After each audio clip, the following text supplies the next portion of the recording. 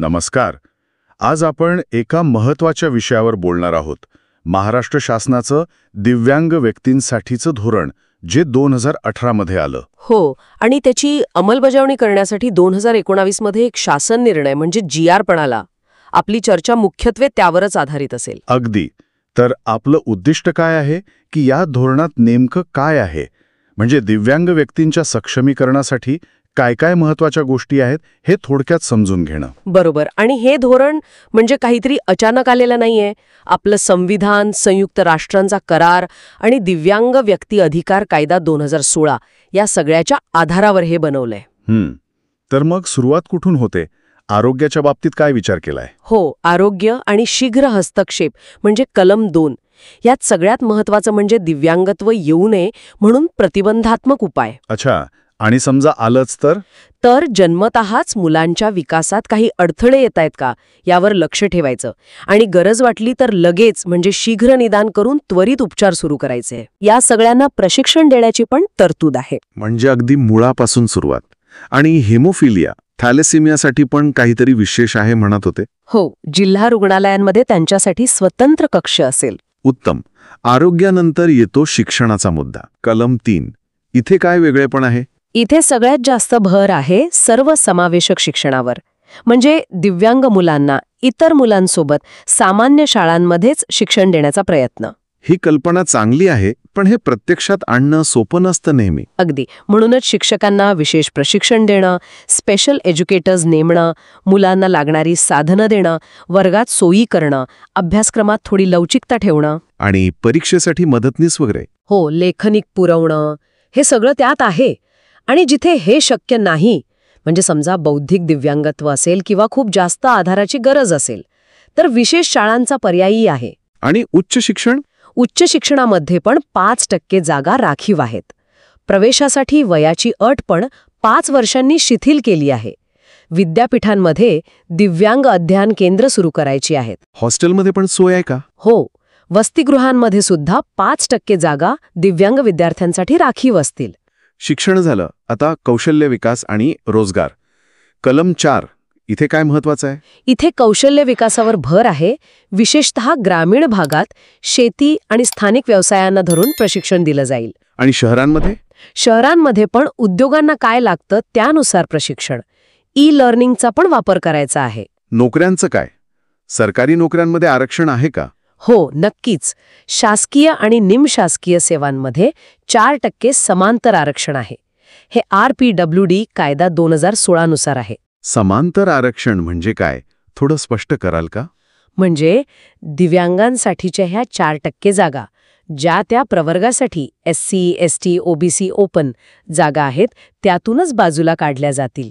वेगळ्या जागा नाहीत. अच्छा. आणि ज्यांना स्वतःचा व्यवसाय सुरू करायचा आहे त्यांच्यासाठी पण सोय आहे. महाराष्ट्र राज्य दिव्यांग वित्तीय व विकास महामंडळ आहे, MSHFDC. त्यांच्याकडून कर्ज मिळेल आणि व्याजदरात सवलत पण मिळेल. अजून काही आरक्षणाच्या तरतुदी आहेत का? हो, शेतजमीन वाटप किंवा घरकुल योजना असतील त्यात 5% आरक्षण. दारिद्र्य निर्मूलन योजनांमध्ये पण 5%. आणि यात महिलांना प्राधान्य दिलं जाईल. हे सगळं महत्वाचं आहेच, पण दिव्यांगांना समाजात, सार्वजनिक ठिकाणी सहज वावरता येणं पण तितकंच महत्वाचं आहे. त्यासाठी काय आहे, म्हणजे ॲक्सेसिबिलिटी? कलम 7 आणि 8. अगदी. त्याला सुलभता म्हटलंय. सगळ्या सरकारी इमारती, रेल्वे स्टेशन, बसस्टँड, वाहतूक सेवा, एवढंच काय सरकारी वेबसाईट सुद्धा दिव्यांग व्यक्तींसाठी अडथळामुक्त आणि सुगम्य करायच्या आहेत. ब्रेल लिपी, सांकेतिक भाषा. बरोबर. आणि गरजेनुसार कृत्रिम अवयव, व्हीलचेअर, श्रवणयंत्र अशी सहाय्यक साधनं पुरवण्याची पण तरतूद आहे. आता सामाजिक संरक्षणाबद्दल बोलूया. कलम 13, 14 आणि 11. यात काय काय येतं? यात अन्न, निवारा यासारखी मूलभूत सामाजिक सुरक्षा तर आहेच, पण विकास योजनांमध्ये दिव्यांगांना इतरांपेक्षा 25% जास्त मदत मिळेल. आणि महिला व मुलींसाठी काही विशेष? हो, त्यांच्या संरक्षणावर विशेष भर आहे. म्हणजे शोषण, हिंसाचार यापासून संरक्षण, तक्रार करायची सोपी पद्धत, कामावरच्या महिलांना जास्त प्रसूती रजा, पाळण्याघराची सोय, अशा गोष्टी. आणि ज्यांना जास्त आधाराची गरज आहे त्यांच्यासाठी त्यांना निवारागृह वाटपात वगैरे प्राधान्य मिळेल आणि जो काही निर्वाह भत्ता किंवा पेन्शन असेल ते थेट त्यांच्या बँक खात्यात जमा होईल, म्हणजे डीबीटी. ह्या सगळ्या योजना उत्तम आहेत, पण पैसा कुठून येणार आणि यावर लक्ष कोण ठेवणार हा नेहमीचा प्रश्न असतो. बरोबर. आणि इथेच या धोरणाचं सगळ्यात महत्वाचं वैशिष्ट्य आहे. कलम 6, 7, 16 आणि 17 मध्ये हे स्पष्ट केलंय. काय आहे ते?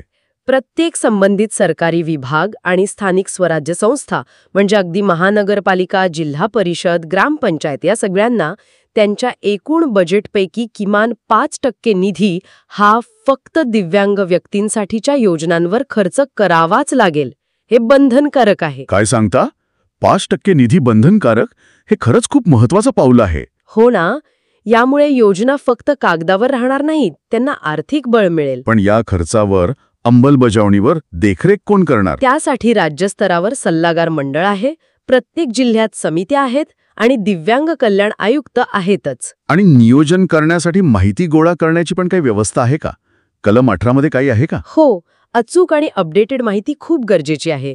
दिव्यांगांचा प्रकार, टक्केवारी वगैरे. त्यासाठी एक MIS म्हणजे माहिती व्यवस्थापन प्रणाली विकसित करायची आहे आणि UDID कार्डचा वापर करायचा आहे. एकंदरीत हे धोरण म्हणजे दिव्यांग व्यक्तींना त्यांचे हक्क मिळावेत, त्यांना समान संधी मिळावी आणि ते सन्मानाने जगू शकतील यासाठी उचललेले एक खूप मोठं आणि व्यापक पाऊल आहे असं म्हणायला हरकत नाही. अगदी. आरोग्य, शिक्षण, रोजगार, सामाजिक सुरक्षा, सुलभता, सगळ्या महत्वाच्या बाजूंचा विचार यात केला गेला आहे. आणि पुन्हा एकदा सांगावंसं वाटतं की तो 5% निधीचा नियम तो खरंच गेम चेंजर ठरू शकतो. निश्चितच. आर्थिक पाठबळ मिळालं तर खूप फरक पडू शकतो. खरे, पण शेवटी काय ना, धोरण कितीही चांगलं असलं तरी त्याची अंमलबजावणी जमिनीवर कशी होते हे सगळ्यात महत्त्वाचं.